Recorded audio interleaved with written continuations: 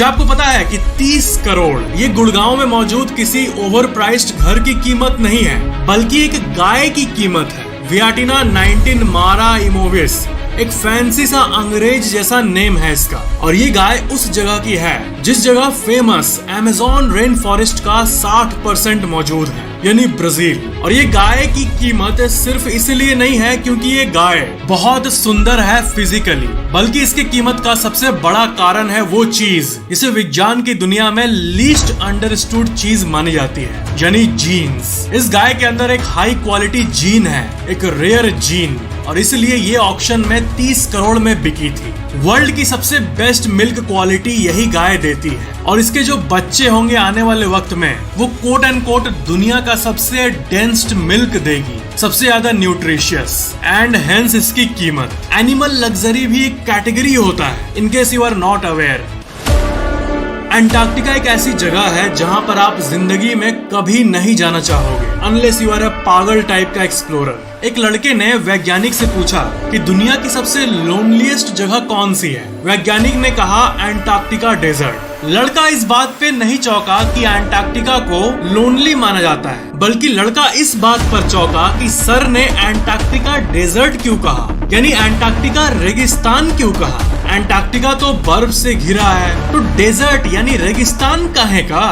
देखो, डेजर्ट का डेफिनेशन होता है एक ऐसी जगह जहां पर बारिश उतना ही हो जितने ऐसे केसेस होते हैं इसमें लड़की लड़के को प्रपोज करती है, यानी ना के बराबर। अंटार्कटिका में ना के बराबर स्नोफॉल या रेनफॉल होता है, और वो बहुत ही ड्राई जगह है। पानी है बर्फ के रूप में, पर रेनफॉल या स्नोफॉल ना होने के चलते और एक्सट्रीमली ड्राई होने के चलते ये टेक्निकली डेजर्ट के कैटेगरी में आता है। और इसलिए जब आप दुनिया के लार्जेस्ट रेगिस्तान का लिस्ट देखोगे तो अंटार्कटिका डेजर्ट टॉप पे आता है। और बचपन से जो स्टूडेंट रटते आ रहे हैं स्कूल में कि सहारा रेगिस्तान सबसे बड़ा रेगिस्तान है, ये फैक्ट उतना ही सच है जितना सच स्कूल में बताया गया वो फैक्ट है कि हॉकी इंडिया का नेशनल स्पोर्ट्स है।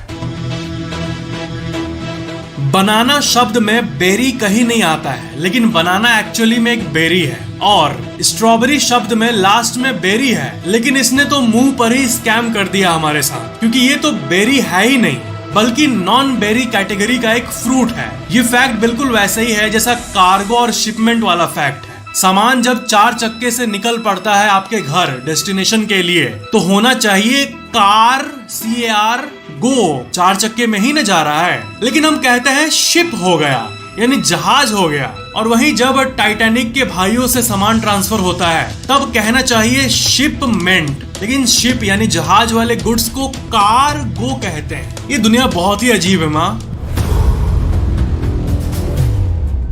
नंबर को NO इसलिए लिखा जाता है क्योंकि ये लैटिन शब्द न्यूमेरो से आया है। पिछले वीडियो में ये ज्ञान आपने प्राप्त किया था। बिल्कुल वैसे ही एग्जाम्पल शब्द में EXAMPLE जी कहीं नहीं आता, फिर भी फॉर एग्जाम्पल को फॉर EG लिखते हैं। ये इसलिए क्योंकि फॉर एग्जाम्पल लैटिन शब्द एग्जाम्पली ग्रेशिया से आया है, और इसलिए हम फॉर EG लिखते हैं।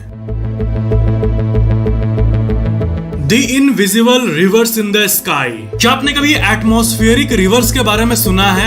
एटमॉस्फेरिक रिवर्स लंबे रीजन्स होते हैं एटमॉस्फेयर में जो कि सबसे ज्यादा वाटर वेपर को ट्रांसफर करते हैं। आपको तो पता ही होगा वाटर साइकिल के बारे में। जो बारिश में पानी बरसता है वही वाटर वेपर बनके वापस आसमान में जाता है, फिर वही बरसता है, फिर जाता है। तो अगर आप एटमॉस्फेरिक वेपर्स को मापोगे जो कि आसमान में तैर रहा है तो वो उतना ही पानी कैरी करता है जितना पानी पूरे यमुना नदी में होगा, एग्जाम्पल के लिए बताया। और यही आसमान वाले रिवर्स, ये बहुत ही गजब बात है कि क्योंकि वो वाटर वेपर के फॉर्म में है इसलिए हम महसूस नहीं कर पाते हैं कि एटमॉस्फेयर में कितना पानी मौजूद है। और यही एटमॉस्फेरिक रिवर वाले वाटर वेपर से स्नोफॉल या रेनफॉल यानी बारिश होता है। एटमॉस्फेरिक रिवर्स हमारे ग्लोबल वाटर साइकिल का एक बहुत ही क्रूशियल कंपोनेंट है, और इन्हीं सब प्रॉपर्टीज के लिए साइंटिस्ट्स इनको the invisible reverse in the sky कहते हैं। शार्क मछली असल में इस धरती की ओरिजिनल गैंगस्टर है, ओरिजिनल बॉस है। ऐसा इसलिए क्योंकि अगर मैं आपसे पूछूं कि क्या पेड़ पौधे ज्यादा पुराने हैं या शार्क मछली पुराना है, तो इसका आंसर शायद आप दोगे कि नेचर मतलब तो पेड़ पौधा होता है जो कि हम अपने आसपास देखते हैं। शार्क मछली पेड़ पौधों से भी ज्यादा पुरानी है। इस धरती की सबसे पहली ट्री 350 मिलियन साल पहले आई थी, लेकिन शार्क्स 450 मिलियन साल पहले से रहते आ रहे हैं। ये सुनने में बड़ा अजीब लग रहा है, लेकिन हाँ, जब धरती पे कोई पेड़ पौधे नहीं थे, सिर्फ लावा था, तब वाटर बॉडीज और समुद्री वो जगह थी जहाँ पर लाइफ था। तो शार्क स्पीशीज इस दुनिया के सबसे ओल्डेस्ट सोल्स में से एक है, और यहाँ पर कहना चाहिए ओल्डेस्ट सर्वाइविंग स्पीसीज, क्योंकि इस धरती पर 5 मास एक्सटिंक्शन इवेंट्स हो चुके हैं, जिसमें से डायनासोर खत्म करने वाला एस्ट्रॉयड सबसे बड़ा इवेंट था, लेकिन उन सब को शार्क सरवाइव कर गई है और शार्क मछलियां आज भी जिंदा है। तो ये सुनने में आपको अजीब लगे, पर sharks are older than trees. कभी भारत में सूरज या चांद ग्रहण होता है तो कभी अमेरिका में। ये है गूगल का वो डेटा जो कि ये कहता है कि जैसे ग्रहण होता है लोग सर्च करने लगते हैं why do my eyes hurt, मेरा आंख दुख क्यों रहा है। पर क्या सूर्य ग्रहण को देखने से सच में आंख डेड हो जाता है, आंख खत्म हो जाता है? अगर आप सूरज ग्रहण को बिना प्रॉपर आई प्रोटेक्शन के देखोगे तो ये आपके आंख को डैमेज करता है बहुत बुरे तरीके से। जो मेन रिस्क होता है वो आपके रेटिना पे होता है, जो कि आपके आंखों के पीछे का एक लेयर होता है जो कि आने वाले प्रकाश को सेंस करता है और ब्रेन को सिग्नल भेजता है। डायरेक्ट सूरज को देखने से एक कंडीशन होता है जिसको कहते हैं सोलर रेटिनोपैथी, जो कि तब होता है जब सूरज की ब्राइट लाइट आपके रेटिना में फ्लड करती है आपकी आंखों के पीछे। और सबसे इम्पोर्टेंट बात, रेटिना में पेन रिसेप्टर्स नहीं होते हैं, तो आपको कुछ सीरियस फील नहीं होता है, बस आपको थोड़ा सा जलन होता है। जो डैमेज हो रहा होता है जब आप सूरज को देख रहे होते हो डायरेक्टली,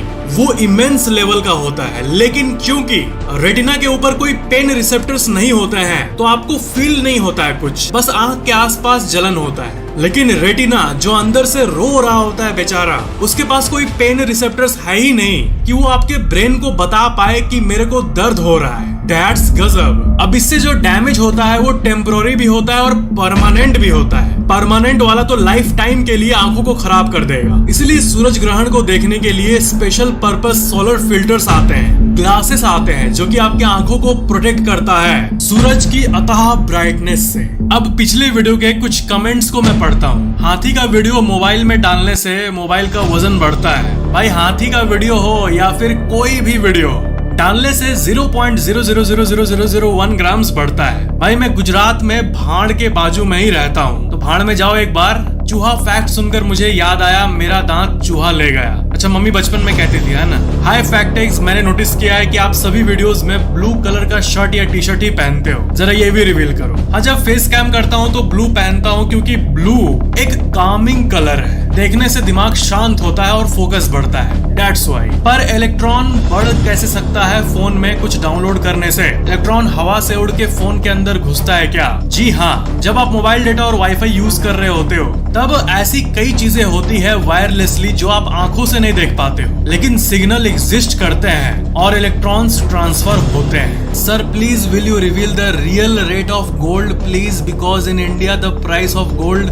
बढ़ रहा है और मैं मिडिल क्लास हूँ, पूरा क्लास अफोर्ड भी नहीं कर सकता है। गोल्ड शॉप ओनर भी सफर कर रहे हैं। Gold's conspiracy theory. देखो, मैं रियल रेट क्या रिवील करूँ, जो रेट है वो रेट है, लेकिन मुझे समझ आ गया आपका ये कहना है कि एक्चुअल में प्राइस को बढ़ाया जा रहा है जितना उसका एक्चुअल वैल्यू होना चाहिए उससे। देखो, गोल्ड का प्राइस अभी इतिहास के सबसे पीक टाइम पे चल रहा है। अभी गोल्ड लेने का वक्त नहीं है बल्कि गोल्ड बेचने का वक्त है। और जहां तक प्राइस की बात है तो ये पूरी दुनिया की ग्लोबल मार्केट्स डिसाइड करती है कि गोल्ड की कीमत क्या होगी। अब अगर बढ़ रही है और फिर भी लोग खरीद रहे हैं तो उसकी प्राइस बढ़ते ही जाएगी। इस पे इंसान का कोई कंट्रोल है ही नहीं। सबसे बेस्ट बात है कि जब अच्छा खासा आपके पास पैसा हो तो गोल्ड में इन्वेस्ट कर दो, क्योंकि 1-2 साल छोड़ो, 10 साल बाद अगर आप देखोगे तो वो प्राइस बढ़ ही चुकी होगी, भले ही शॉर्ट टर्म में वो थोड़ा सा ऊपर नीचे जाए। मैं भी खुद पी के ये वीडियो देख रहा हूँ। अच्छा भाई, तब तो वीडियो और मजेदार लग रही होगी, है ना। 0.25x स्पीड पर फैक्ट देखो, मजा आ जाएगा। Are you nuts? जब वीडियो डिलीट करते हैं तो क्या मोबाइल का वजन घट जाता है? Technically yes my bro. This black hole picture was captured on May 2022, not a week ago. नहीं, लगता है आप उसकी बात कर रहे हो जो इंसान ने पहली बार ब्लैक होल का पिक्चर क्लिक किया था। ये वो नहीं है। पिछले वीडियो में मैंने उसकी बात नहीं की थी। बल्कि एक्चुअल सुपरमैसिव ब्लैक होल अभी 2024 में ही कैप्चर हुआ भाई A20 पर। और इसके अलावा भी कई बार आपने गलत बोला है, भार मेजर करने के लिए जो मशीन यूज की जाती है उसे वेटिंग मशीन नहीं वेइंग मशीन बोला जाता है। आई होप बहुत से लोगों के लिए ये जानकारी लाइफ टाइम काम आएगी। अगर अच्छा लगा या कोई डाउट हो तो anyone can contact me any time for anything without any hesitation.